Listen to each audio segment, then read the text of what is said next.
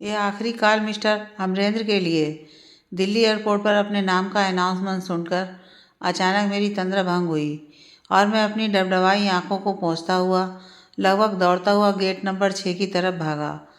मैं इतना चेतना शून्य कैसे हो गया था कि एयरपोर्ट पर घंटे भर से बैठे होने के बावजूद मुझे ना तो हवाई जहाज़ का डिपार्चर समय याद रहा और ना ही बार बार अपने नाम की पुकार सुनाई दी। हवाई जहाज में प्रवेश करके मैंने अपना बैग कैबिन में रखा और अपनी सीट पर बैठ गया और बेल्ट भी बांध ली। चूँकि मेरी विंडो सीट थी इसलिए आंखें बंद करके सबसे दूर होकर केवल अपने अंतर्मन से जूझना चाह रहा था, उन ख्यालों से जिनसे मन अशांत परेशान था कि तभी मोबाइल की घंटी बज उठी। शालिनी कॉलिंग। कल तक जिसका नाम देखकर दिल की धड़कनें बेकाबू हो जाया करती थीं और बातों का सिलसिला थमने का नाम नहीं लेता था, आज उसकी कॉल को रिसीव करने का दिल ही नहीं हुआ। मैंने उसे एरोप्लेन टेक ऑफ करने वाला है, will call you later, love you का मैसेज डालकर मोबाइल स्विच ऑफ कर दिया। इस समय उसे बिना हट किए अवॉइड करने का इससे बेहतर तरीका और कोई नहीं था मेरे पास। ऐसा करने के कारण मेरा मन शालिनी के लिए अपराध बोध से घिर गया।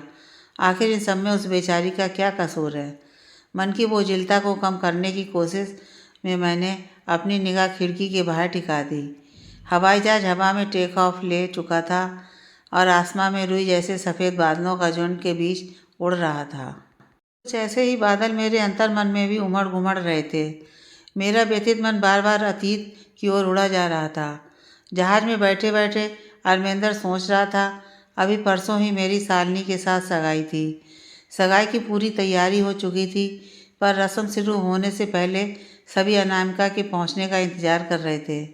हमने अनामिका को फ़ोन भी किए, लेकिन लगातार घंटी बजने के बाद भी उसके फ़ोन ना उठाने से हम चिंतित हो उठे। तब मैंने उसकी रूममेट श्वेता को फ़ोन किया तो उसने बताया कि अनामिका को तेज़ बुखार है और वह सो रही है। यह सुनकर हम सभी घबरा गए। हमने जब वहाँ आने की बात कही तो अनामिका ने श्वेता से फ़ोन ले लिया और कहा, आप लोग परेशान ना हो, मैं श्वेता के साथ डॉक्टर के पास जा रही हूँ।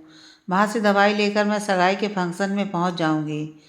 पर हम सभी इंतज़ार करते रहे और सगाई की सभी रस्में भी पूरी हो गईं, किंतु अनामिका नहीं आई। हम सबके लिए बिल्कुल अप्रत्याशित था। किसी को यकीन ही नहीं हो रहा था कि मेरी सगाई में अनामिका नहीं आई। कल तक तो सगाई की सारी व्यवस्था में जी जान से माँ बाबा के साथ लगी थी, लेकिन आज सगाई के फंक्शन में एकाएक मौजूद न होना हम सभी के लिए ये बात अविश्वसनीय थी। इस बात से मेरा मन खटका हुआ था। इसलिए दूसरे दिन सुबह होते ही मैं अनामिका का हाल लेने के लिए उसके हॉस्टल चला आया। वहाँ उसे पूरी तरह स्वस्थ देखकर मैं अवाक रह गया। ये क्या अनामिका, तुम तो बिल्कुल ठीक हो, फिर कल सगाई में क्यों नहीं आई? क्या है ये सब? घर में माँ बाबा सभी परेशान हैं। क्या हुआ है? मैंने कोशिश की थी पर शरीर ने साथ नहीं दिया। मुझसे नज़र चुराते हुए अनामिका ने जवाब दिया। मैंने महसूस किया अनामिका आज रोज़ से कुछ अलग रूप में थी। उसमें कल की अनामिका जैसा कोई अंश नहीं था जिसे मैं बचपन से जानता था।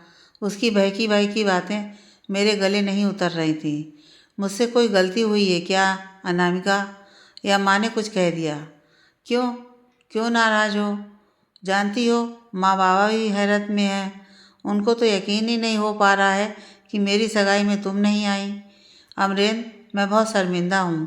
इसके लिए मैं अंकल आंटी से माफ़ी मांग लूँगी, पर आपसे विनती है कि उनको ये मत बताइएगा कि मेरी तबीयत खराब नहीं थी। अनामिका, मैं उन्हें कुछ बताऊँ या नहीं बताऊँ, पर दुख तो तुमने उन्हें जानबूझकर ही पहुँचाया है ना। और जब ये जानबूझकर ही किया था तो कारण भी अवश्य ही बड़ा होगा। अनामिका, मैं वो कारण जाने बिना नहीं जाने वाला। अनामिका अपना हाथ छुड़ाकर दौड़कर वहाँ से चली जाती है। मैं किंकर्तव्य विमूढ़ सा जहाँ का तहाँ बैठा रह गया। तो क्या मेरे मन में उठा शक का बवंडर सही था? क्या अनामिका इसलिए ही मेरी सगाई में शामिल नहीं हुई क्योंकि वह मुझसे प्यार करती है और शायद मुझे किसी और का होते हुए नहीं देख सकती थी? ये मेरे लिए ज़बरदस्त झटका था। पर अगर वह मुझसे प्यार करती थी तो उसने आज तक इस बात का इजहार क्यों नहीं किया? क्यों नहीं अभी तक बताया? मैंने शालिनी के साथ अपनी सगाई के बाद नई जिंदगी के रंगीन सपने सजाने शुरू ही किए थे कि अनामिका के प्यार के इजहार से मैं एकदम लुटा हुआ सा महसूस करने लगा। और करता भी क्यों ना, आखिर मेरा भी तो पहला प्यार वही था। यह बात अलग है कि अनामिका की ही तरह मैंने भी ये बात अपने अंदर ही छिपा कर रखी थी। यही सब सोचते हुए न जाने कब आंखों से अश्क टपक रहे थे, मुझे पता ही नहीं चला। आंसुओं पर ध्यान तब गया जब एयर होस्टेस ने आकर कहा, are you okay sir, may I help you, और मुस्कुराते हुए मुझे पानी का गिलास पकड़ा दिया। मैंने गिलास से पानी पिया और रुमाल निकालकर अपना चेहरा साफ किया। अब क्या करूं? क्या शालिनी से सगाई तोड़ दूं और अनामिका से शादी कर लूं?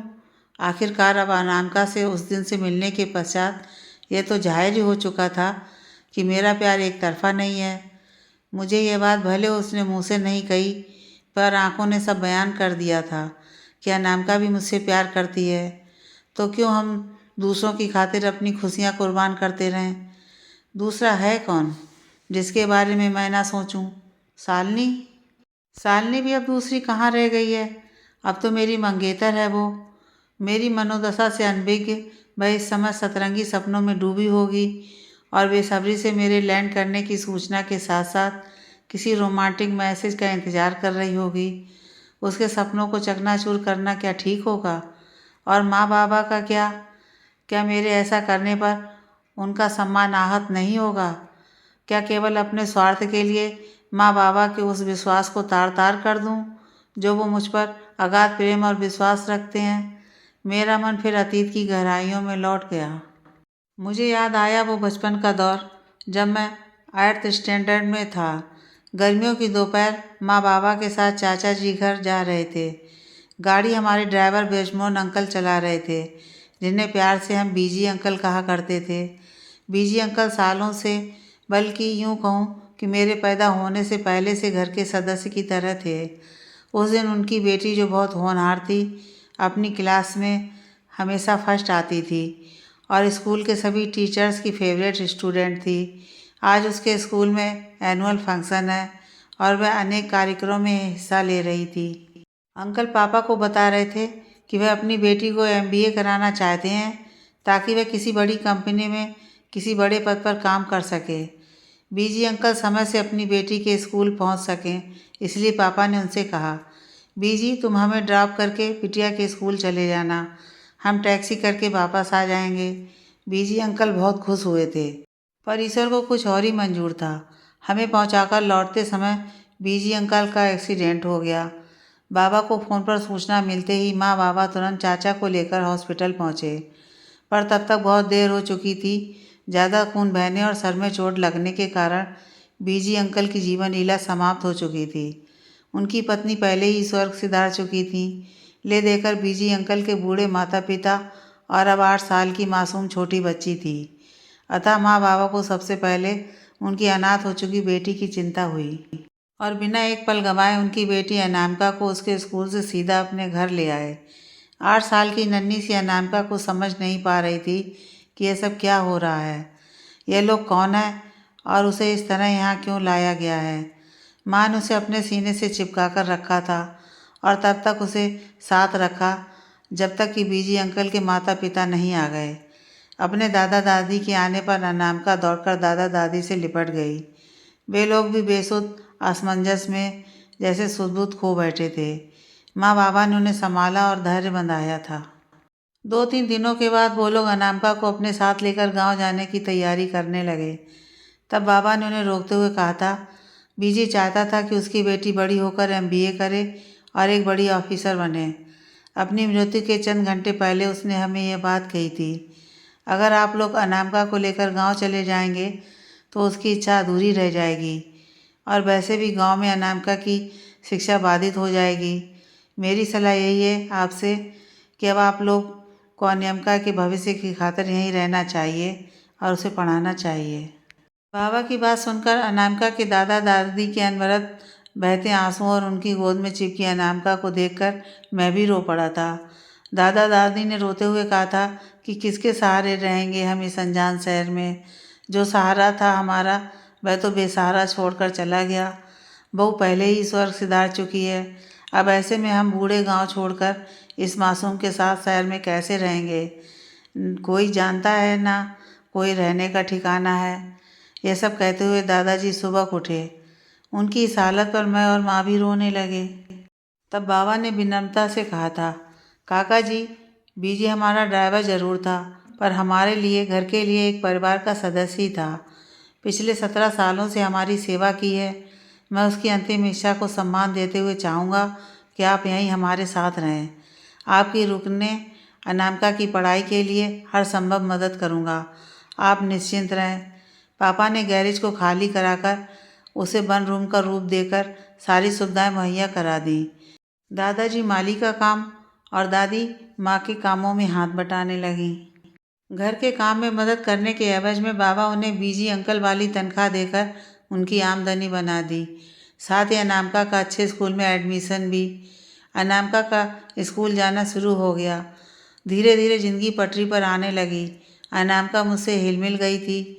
मैं जब भी उसे देखता तो मेरा बाल मन बहुत द्रवित हो उठता। उसके मम्मी पापा नहीं है, यह सोच मैं किसी न किसी तरह उसकी मदद के बहाने ढूंढता रहता। माँ को अपनी पेंसिल कापी देकर कहता, मुझे पसंद नहीं है, किसी को दे दो। मुझे मालूम होता था कि माँ ये सब अनामिका को ही देंगी। माँ के साथ जब कभी बाजार जाता तो अपने कपड़ों के साथ ही माँ को कहता, अनामिका के लिए भी एक फ्रॉक ले लो। मैं एक ही के लिए कहता, पर माँ उसके लिए और भी सामान ले लिया करती थी।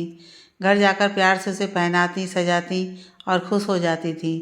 अनामिका भी माँ से घुल मिल गई थी।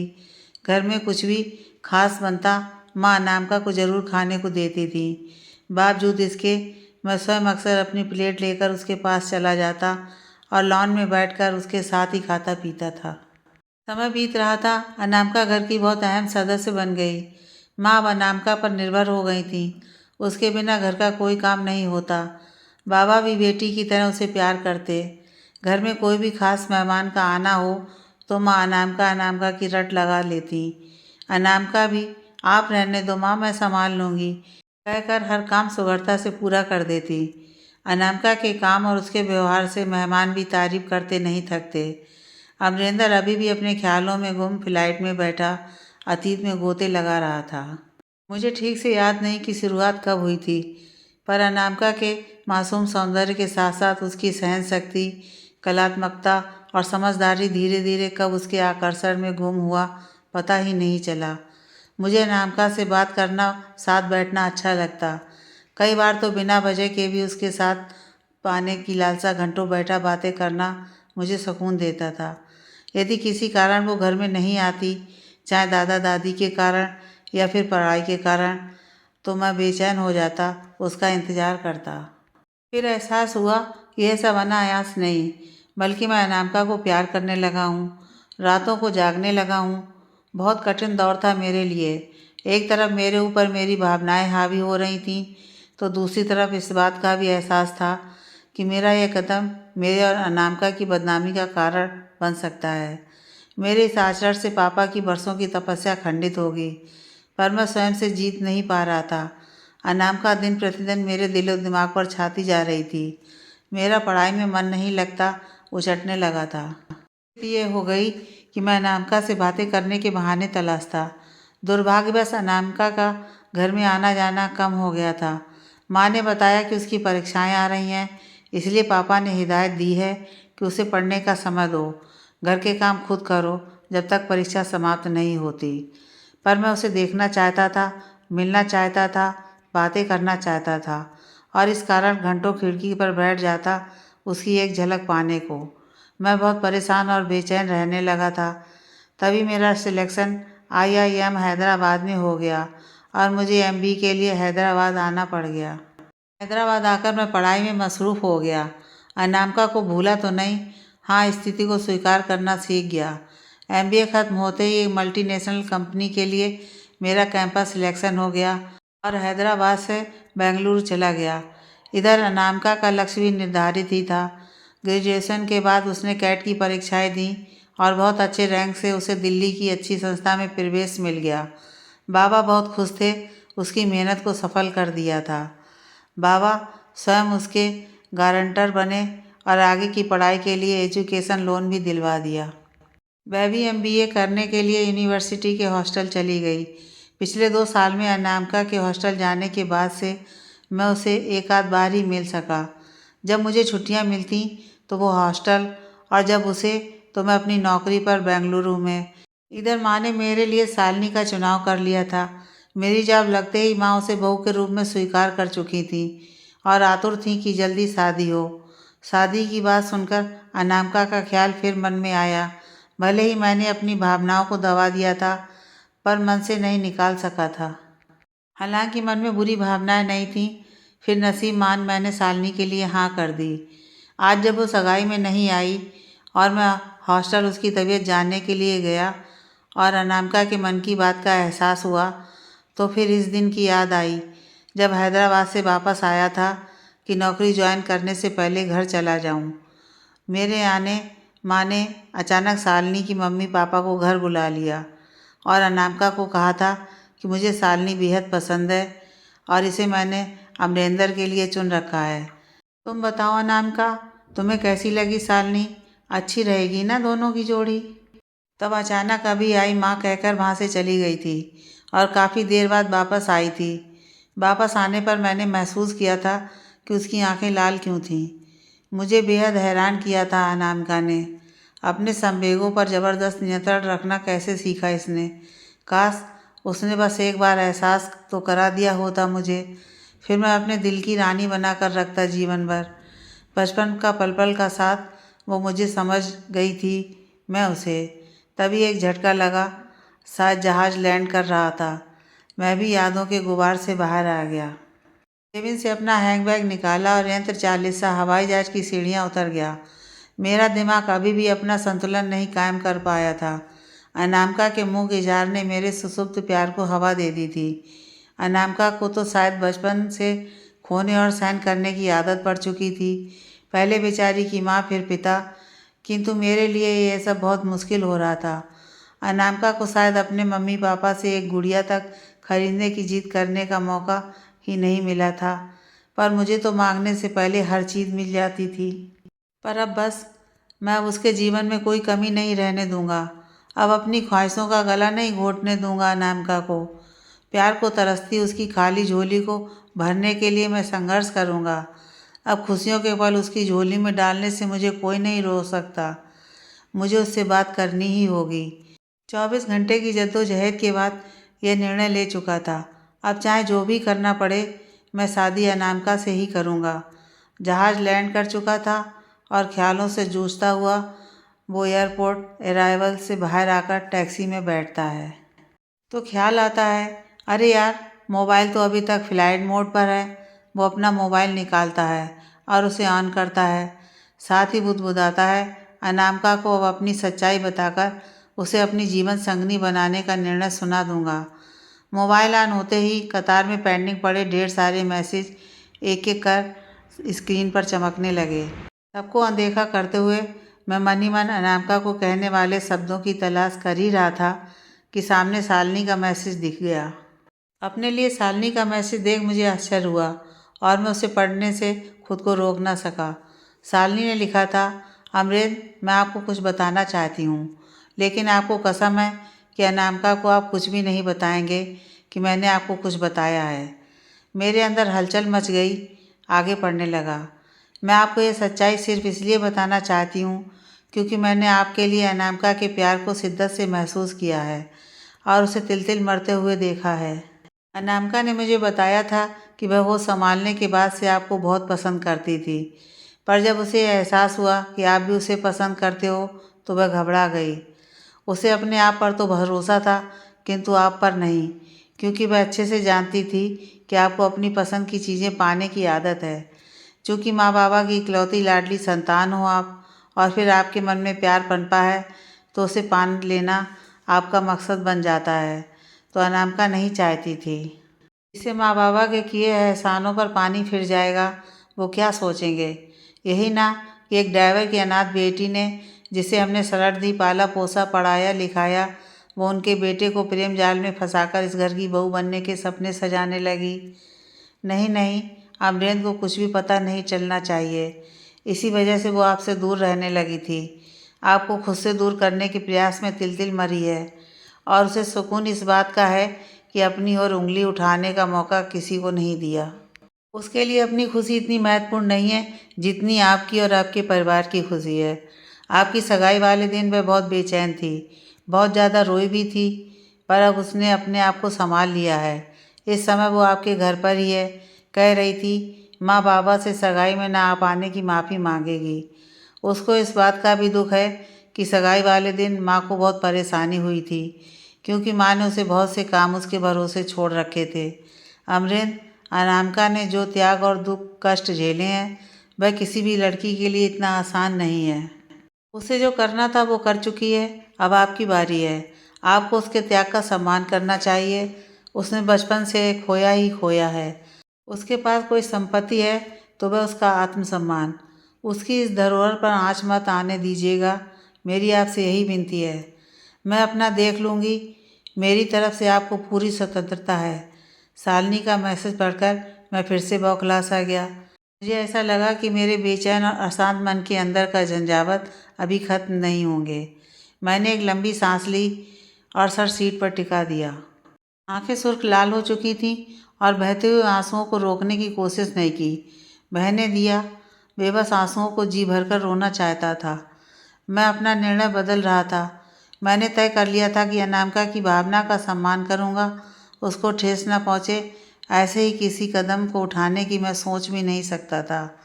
सब कुछ खोकर कैसे खुश रहा जा सकता है, अनामिका से ही सीख लूँगा। अपने गंतव्य पर पहुँचकर मैंने खुद को फ्रेश किया, एक कप चाय पी और बाबा को फ़ोन करके सब कुछ बता दिया। बाबा मुस्कुराए और बोले, बेटा तूने तो मेरा दिल भी हल्का कर दिया। माँ से बात की क्या तुमने? नहीं बाबा, अभी नहीं, पहले आपसे। अभी अनामिका को कुछ भी नहीं बताइएगा, मैं ही उसे यह सरप्राइज़ दूंगा। बाबा धीरे से मुस्कुरा दिए। तभी अमरेंद्र की माँ ने कमरे में प्रवेश किया।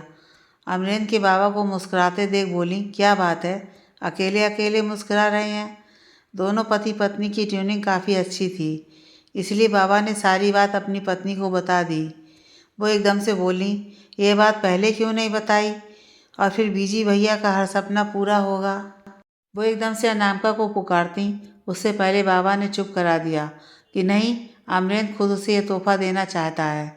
माँ खुशी के आंसुओं को रोक नहीं पाई कि अनामिका दोनों के लिए चाय लेकर आई, इस बात से अनजान कि माँ बाबा को सब कुछ मालूम हो चुका था।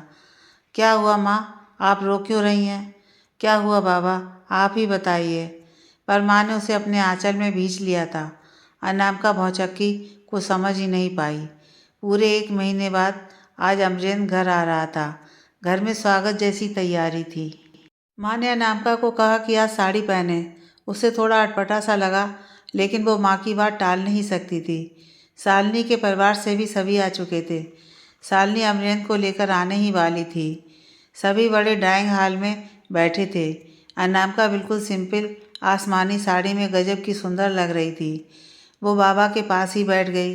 कुछ ही देर में अमरेंद्र शालिनी भी आ गए और औपचारिक बातों के बाद बाबा ने घोषणा करी कि आज आप सब लोग ध्यान दें, आज अमरेंद्र मेरी बहू को डायमंड की रिंग पहनाएगा। अनामिका खुश थी कि शालिनी कितनी भाग्यशाली है कि तभी अमरेंद्र ने अनामिका का हाथ पकड़ लिया और उसकी उंगली में वो अंगूठी पहना दी। सभी तालियां बजा रहे थे। अनामिका दोनों हथेलियों से मुंह छिपाकर बाबा के सीने से चिपक गई और सुबह उठी। उसे सब कुछ समझ आ चुका था। उसने माँ बाबा के पैर छूकर आशीर्वाद लिया और अपने दादा दादी से लिपटकर रो पड़ी। दादी बाबा की आंखों में आंसू खुशी के निकल रहे थे। फिर अमरेंद्र ने उसे उठाया, बस इतना ही कह सका, पगली। दोनों सभी के सामने एक दूसरे से चिपट गए थे। आखिर अनामिका और अमरेंद्र का सपना पूरा हुआ।